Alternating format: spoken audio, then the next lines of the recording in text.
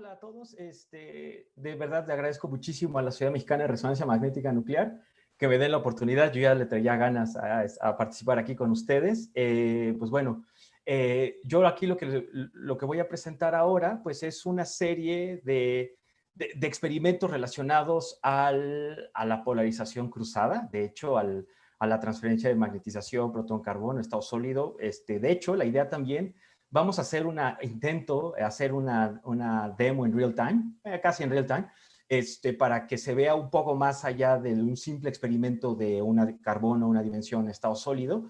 Y bueno, y después de ahí, pues vamos a tratar de implementar las últimas aplicaciones que hemos publicado recientemente. Y bueno, cualquier cosa, pues ahí están mis medios de contacto, ya sea en redes sociales, correo académico u ORCID. Bueno, básicamente este es el menú de hoy. La introducción, ya el doctor Manríquez ya me hizo favor de dar una introducción bastante robusta de lo que es los tensores de anisotropía. No pasaremos mucho tiempo por ahí. Después hablaremos un poco sobre el concepto de parámetro de orden. Hablaremos también un poco de la correlación homonuclear dipolar carbono-carbono, espectros normales, espectros simetrizados. Bueno, las bases para obtener experimentos CP+, casi cuantitativos, que eso es algo de las innovaciones que venimos a presentar, y después algunas aplicaciones en estado sólido para Food Science y para biología estructural. Bueno, ya el doctor Manríquez, insisto, nos hizo el favor. Yo aquí nada más quisiera hacer esta pequeña, digamos, aclaración en cuestión de representación pictórica. Casi todos estamos acostumbrados a hamiltoniano, a tratar justo de obtener estos observables en líquidos que corresponde al desplazamiento químico isotrópico y al acoplamiento escalar, que de hecho se pueden representar con vectores. Ahora, la diferencia cuando pasamos ya al estado sólido, a los parámetros de anisotropía, bueno, estos vectores ya no son vectores, ahora son tensores. Entonces, bueno, aquí, como ya lo explicaron anteriormente, hay una dependencia a la orientación molecular que se va a eliminar, se va a modular, a mí me gusta más decirlo, por dos métodos. Uno, el ángulo mágico, y otro, la rotación al ángulo mágico. Bueno, no los voy a marear un poco. Justamente aquí la parte interesante que me gusta, lo trato de esbozar en el tensor de anisotropía de desplazamiento químico, que es este que está acá, que es en el marco de referencia LAB, es decir, el estándar. Y aquí, bueno, lo que buscamos son simplificaciones a los tensores de anisotropía y, por supuesto, a cualquier tensor, para poder llegar justo a este tipo de expresiones que es el shielding del Principal Axis System. Justamente eso es lo que básicamente hacemos al tiltear la muestra al ángulo mágico y eventualmente veremos qué pasa con la rotación.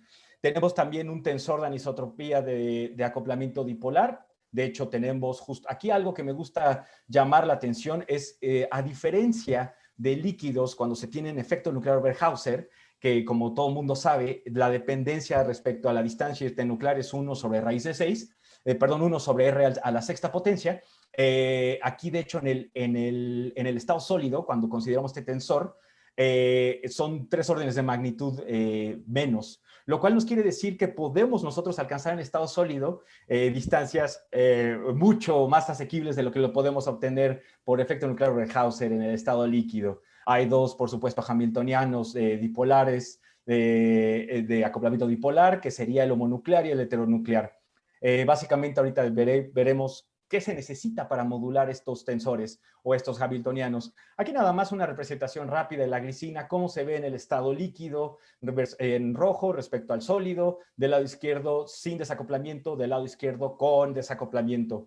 Se empieza a ver que ya hay un patrón, que eso se llama patrón de polvos. No voy a hablar mucho al respecto. A mí lo que me interesa es justamente de los tensores que acabamos de definir, justamente la rotación al ángulo mágico.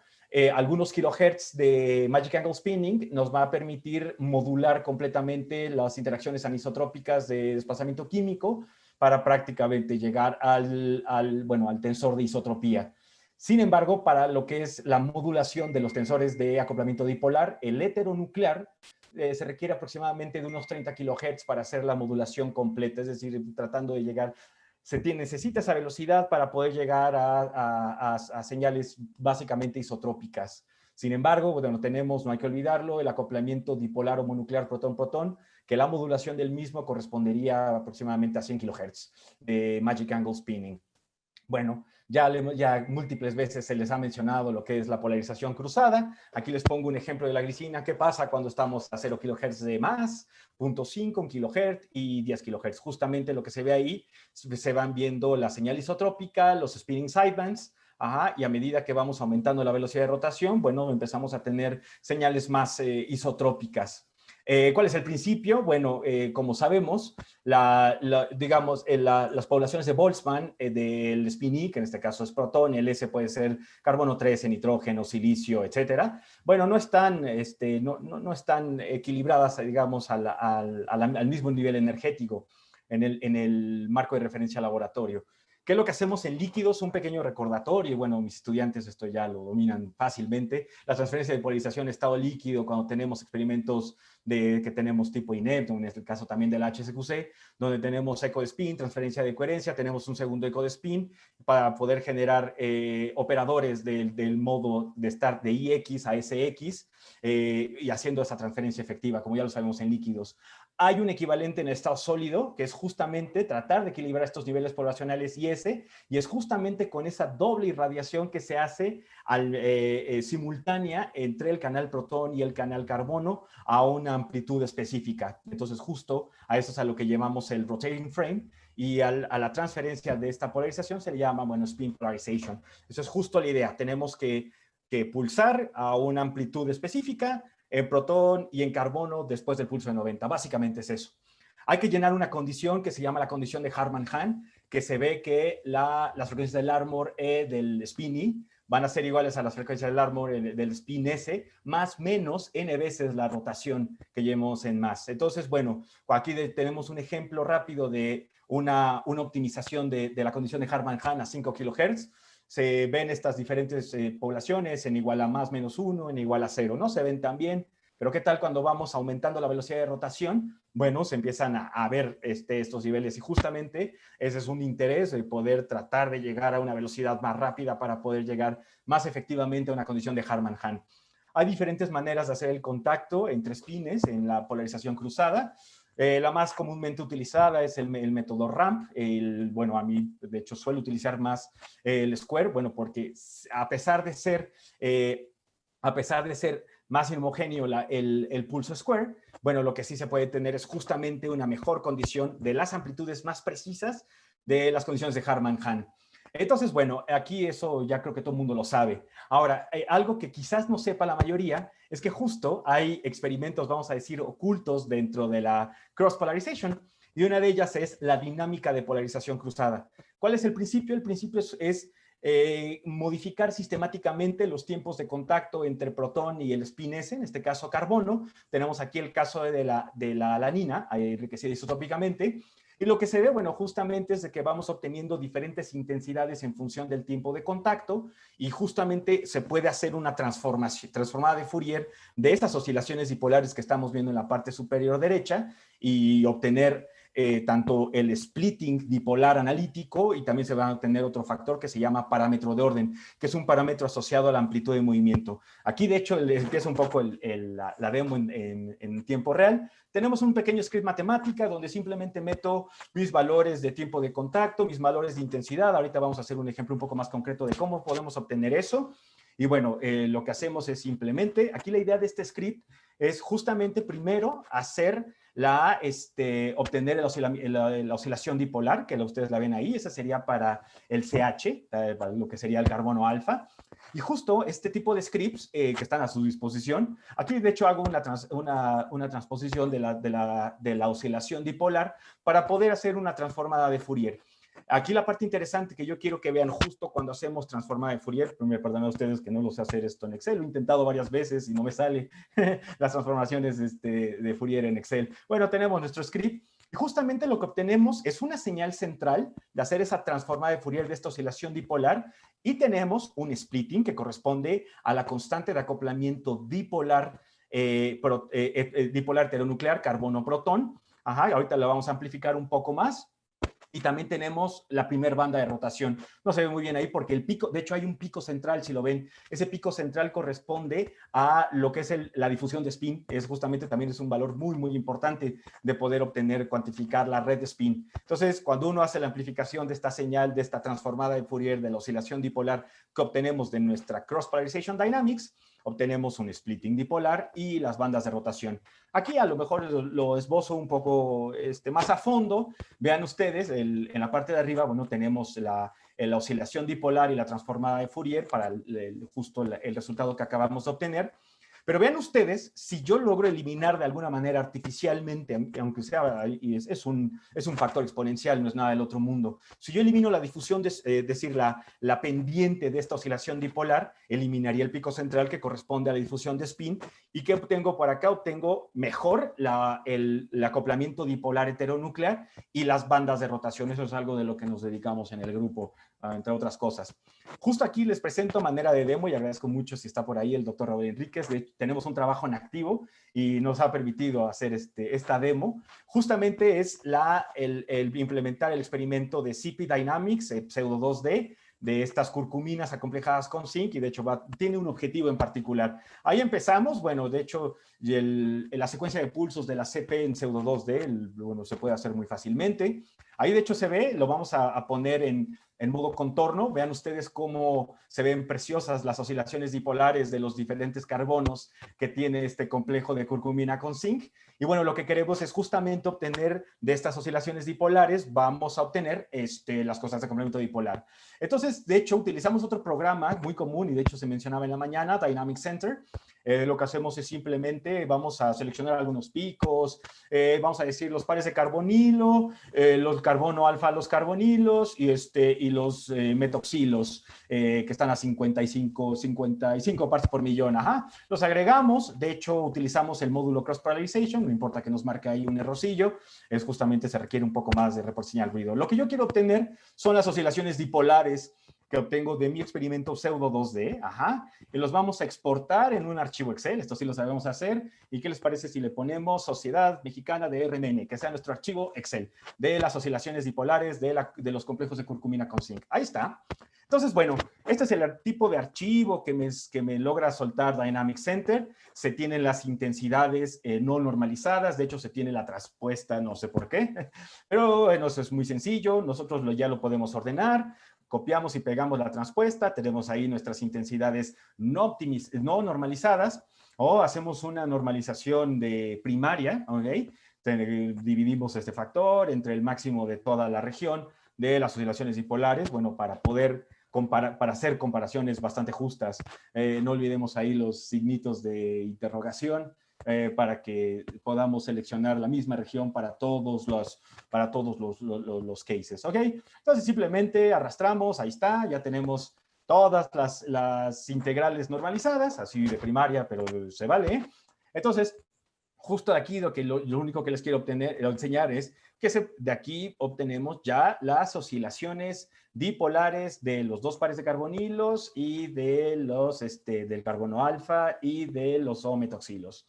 Bueno, este es el resultado para no irnos tan rápido. Justamente aquí, la interés de hacer este tipo de CP Dynamics, pues consistiría en que, bueno, estos complejos de zinc pueden tener diferentes conformaciones, si me permito decirlo, espero que lo diga correctamente. Sería lo que llaman el cis-up, el cis-down y el trans. ¿Okay? Y bueno, justo presentarían, o se espera que se presenten actividades biológicas diferentes. Lo interesante de la CP Dynamics es de que de la oscilación dipolar y la transformada de Fourier de los metoxilos, bueno, tenemos 3 splittings dipolares, lo cual nos da una alta, de hecho tienen diferentes constantes de acoplamiento dipolar que van a estar asociadas, lo veremos en un momento, a una amplitud de movimiento. Sin embargo, el carbono alfa, los carbonilos, que es el que estaría, que está ahí marcado en rojo, tiene un acoplamiento dipolar de 21 kHz, lo cual nos indica un sitio de alta rigidez, muy, muy alta. Entonces nos está dando una idea de cómo se va dando este movimiento. Y ya cuando analizamos los pares de carbonilos, en el caso de los carbonilos que complejan con el zinc, bueno, tenemos dos splittings dipolares mayoritarios y de hecho sería el CO, ajá, en este caso la acetona de éster, tenemos solamente un acoplamiento y es lógico, tiene sentido porque tiene es decir, es simétrico y tiene, para todos los tipos de conformaciones, tiene digamos, el mismo promedio de acoplamiento dipolar. Ahora, hay un pequeño problema de hacer cross-polarization dynamics estándar, que si nos tardamos mucho tiempo en el tiempo de contacto, no se tarda mucho tiempo porque puede freír su sonda, pero si no se tarda mucho tiempo y empieza, hay otro pequeño problema que puede empezar la relajación en spin lock, el T1-RO. Entonces, ¿cómo podemos evitar? Bueno, nosotros hemos hecho una secuencia, también ya es conocida por otros, que se llama TORQUI, que sería T1-RO Quenching Experiment, ajá. T1-RO Quenching, ajá, que es justamente es la polarización, la dinámica de polarización cruzada, quenchando el efecto del T1-RO. Tenemos menor intensidad, pero no tenemos una disminución de esa pendiente donde está la difusión de spin, pero donde también perderíamos información dipolar importante. Ajá. Bueno, hemos hecho tanto experimentación sobre este nuevo experimento TORQUI CP Dynamics, llenando el rotor por completo, llenando el rotor a 1/3, justo para ver cuál es el efecto de la inhomogeneidad RF, y bueno, no hay, el splitting es el mismo. Hemos hecho también simulaciones de nuestra secuencia TORQUI, y bueno, no importa, fíjense ustedes cómo voy aumentando el número de hidrógenos que están en la red de spin, lo que representaría la difusión de spin, los voy aumentando, el pico central empieza a aumentar, pero afortunadamente para TORQUI, no se modifica el acoplamiento dipolar heteronuclear. Eso es muy, muy bueno para nosotros. Bueno, ¿cuál es la parte más importante? Regresando rápidamente a la harina. Ya lo sabemos, somos expertos, transformada de Fourier, tenemos nuestros splitting dipolares. Si nosotros simulamos posteriormente el splitting dipolar en el caso rígido, tanto para metilo, de hecho ahí se ve un fenómeno que les platican mucho. ¿Cuál es el acoplamiento dipolar en un metilo? Suele ser menor, el eje de rotación C3 es... entonces, de hecho, tiene un menor acoplamiento dipolar respecto al CH, que su acoplamiento dipolar es grande. El cociente entre ambos me da un factor que se llama parámetro de orden, que representa la amplitud de movimiento en el estado sólido. Si este factor S tiende a 1, estamos hablando de un sistema de spin rígido, y si tiende a 0, tiende a un sistema de spin móvil.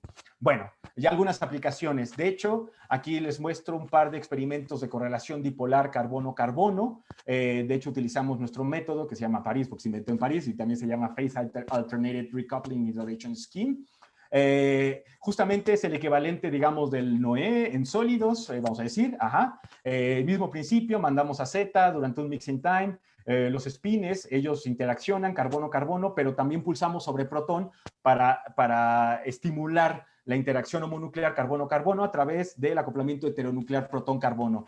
Bueno, la diferencia entre ambos es que un espectro, el de arriba no es simétrico y el de abajo sí lo es, porque agregamos un periodo de equilibración de la magnetización. ¿Cuál es el objetivo? Dirán, ¿y eso para qué me sirve? Bueno, muy sencillo. ¿Qué tal si estamos midiendo constantes de correlación e intercambio en los espectros de sólido?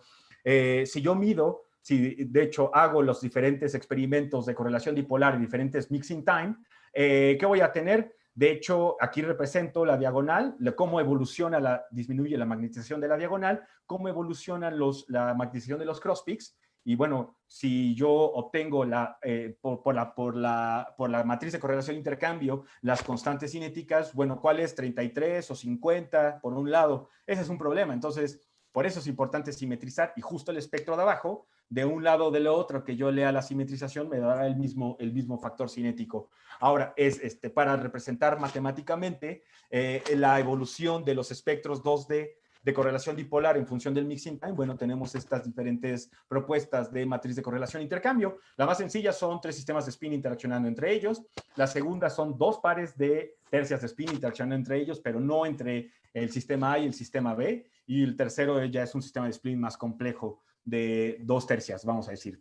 Entonces, cuando comparamos el modelaje simple respecto a la matriz 6x6 un poco más compleja, bueno, se ve que este par de este modelo, que es un par de sistemas de spin interaccionando entre sí, pero no entre ellos, es el que mejor me representa los datos experimentales. Y de hecho, la parte interesante es que si tenemos un sistema de spin de ese estilo, también podemos obtener fracciones poblacionales, cosa que estoy casi seguro que no se la sabían, pero bueno, ahí está. Es simplemente hacer experimentos de correlación dipolar a diferentes mixing time y ya está. Entonces, bueno, De hecho, si comparo mi mismo modelo que sé que me dio respecto al tercero, que era una matriz más compleja, esa matriz compleja tampoco me representa muy bien, entonces ya tengo una idea de dónde está cuál es la mejor matriz que representa mis datos. Ahora, esta equilibración que tenemos para los espectros de correlación dipolar la puedo agregar de posterior a un módulo CP y esto me va a permitir equilibrar las magnetizaciones y por lo tanto voy a poder tener experimentos CP cuantitativos. Es decir, que yo, no importa qué señal lea yo del espectro y le lea su integral, voy a poder obtener el número de spines reales que representan eso. Por supuesto, cuando tengo observación por carbono, esto solamente funciona para muestras en abundancia isotópica, pero si yo puedo eventualmente a high magic angle spinning, puedo eventualmente transferir la transmagnetización a protón, bueno, esto también podría servir para muestras en abundancia natural. Y bueno, aquí está representado básicamente el principio el mismo experimento de correlación dipolar, cómo se ve para la CP cuantitativa. Y me voy muy rápido, ya casi termino. Justo aquí tenemos un par de espectros de lisosima humana, de CP más de lisosima humana, en el polvo liofilizado y de microcristales. ¿Qué es lo que queremos aquí? Bueno, pues es justamente ver que hay una historia de cuando se tiene mayor heterogeneidad estructural, se tiene menor resolución. Un paper reciente que publicamos en Food Chemistry en este año, hace unos meses, de hecho, justamente implementamos lo siguiente. Teníamos unos quesos liofilizados y bueno, esos quesos presentaban una actividad antimicrobiana en función del tiempo de añejamiento a 0, 30, 95 y 180 días. ¿Ok? Entonces, justo la propuesta de este paper Food Chemistry es utilizar espectroscopía de solid state NMR para poder observar de por qué el de 95 días no es activo y los demás sí. Entonces, bueno, de hecho ya la comparativo de cross polarization versus direct polarization ya nos daban idea de los sistemas de spin que tenían cierta homogeneidad y heterogeneidad estructural.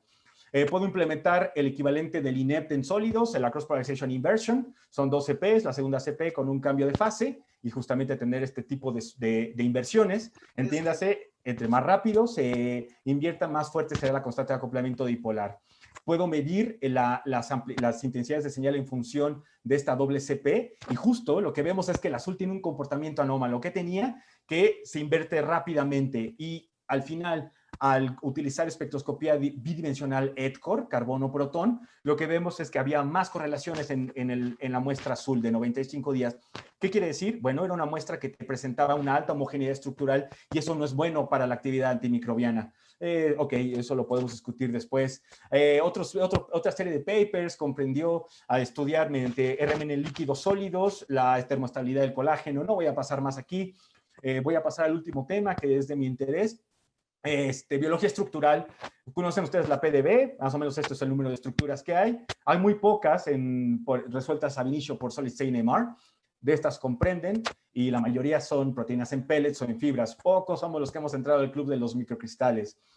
Bueno, yo trabajé con la centrina humana, complejo de centrina humana 2, que de hecho todo está involucrado en el mecanismo de reparación de ADN. Todo el mecanismo de reparación de ADN por excisión de nucleótidos se le otorgó el Premio Nobel de Química 2015. Nosotros la aportación que hicimos fue entender dónde entra centrina. No voy a entrar tanto en detalles, pero la estabilización se hace a través de los loops de la centrina con, bueno, en este caso es un péptido que mimetiza muy bien un complejo proteico. Se da este tipo de interacción. Ajá. Entonces, bueno, rápidamente ideamos un método para insertar cristales de proteínas en rotores de solid state NMR utilizando columnas HPLC. Segundo, bueno, rápidamente les muestro que se puede hacer la CP Dynamics en la región alfa de carbono y señales de nitrógeno.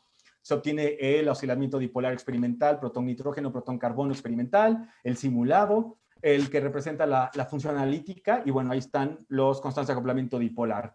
Ajá. Justo aquí, bueno, no es por presumir, pero es un espectro muy bonito. Este es de correlación dipolar carbono-carbono con diferentes mixing time, pero justo con un tipo de experimento como les mostré en la simetrización, es posible hacer la asignación completa, tanto en carbono, tener todos los sistemas de spin asignados, porque justo de hecho podemos tener correlaciones intrarresiduales, interresiduales. Es muy bonito este tipo de espectroscopía. Y también tenemos el equivalente de correlación dipolar nitrógeno-nitrógeno para tener la asignación de todos los sistemas de spin.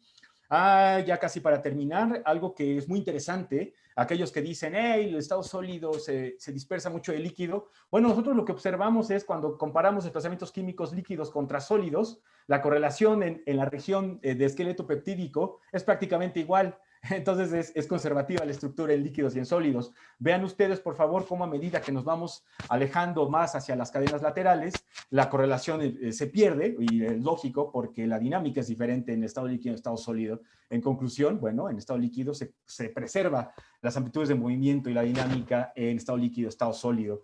Para confirmar, de hecho hicimos un experimento 3D donde agregamos el módulo Torquay a un experimento de correlación dipolar para obtener los splitting dipolares desde los cross peaks, para tener este tipo de representación, donde tengo por un lado la constante de acoplamiento dipolar CH y su parámetro de orden. Recuerden, masa 1, rígido, masa 0, móvil, tanto de carbonos de cadena lateral como de esqueletos peptídicos. Y ya, bueno, ya nada más esto es un anuncio. Creo que me quedan 2 minutos. Si me vuelven a invitar, me gustaría hablar de otros temas el próximo año. Una de ellas es el modelo de negocio que estamos implementando en México para construir bases de datos metabolómicas para orígenes geográficos, añadas, variedades en vinos. De hecho, bueno, trabajo para el Consejo Mexicano Vitivinícola. Hay 2 modelos muy interesantes, el que ya tenemos con un automuestreador en Sica, Coahuila, un food screener, que de hecho va a implementar automatizado esto, y cuando no automatizado también se tiene que hacer porque de hecho cuando trabaja uno en instituciones intergubernamentales como la OIV, es difícil, hay que impulsar la parte automatizada. Ya lo hablaremos en su momento, Vicky lo hablará muy bien en la tarde. También podemos hablar de utilizar espectroscopía DOSI acoplado con espectrometría de masas para poder obtener índices de polidispersión en mezclas complejas de, bueno, péptidos que son fármacos, acetato de glatiramер, colágeno y factor de transferencia. Esto lo hacemos en Politécnico. Y justo cómo podemos obtener polydispersity index, índices de polidispersión en el medio en donde se lleva a cabo a través de espectroscopía DOSI. Es muy bonito. Bueno, también podemos hablar de espectroscopía bidimensional PureShift. Yo me especializo más en PureShift, en donde tenemos NF2 PureShift, NF1 JResolve. Lo utilizamos mucho en catálisis metaloasistida o en análisis de productos naturales. ¿O qué tal esto? A lo mejor ustedes están interesados a hacer este tipo de experimentación Fast NMR.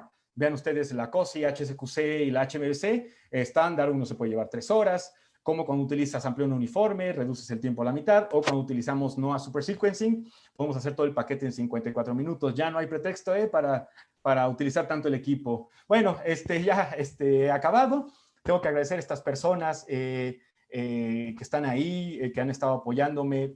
Técnicamente les debo decir, yo no tengo equipo de resonancia, yo toco puertas, a veces abren, a veces no. Y bueno, cuando se puede abrir, implementamos ciertas innovaciones. Y bueno, no me queda más que decirles muchas gracias, salud y consuman vino.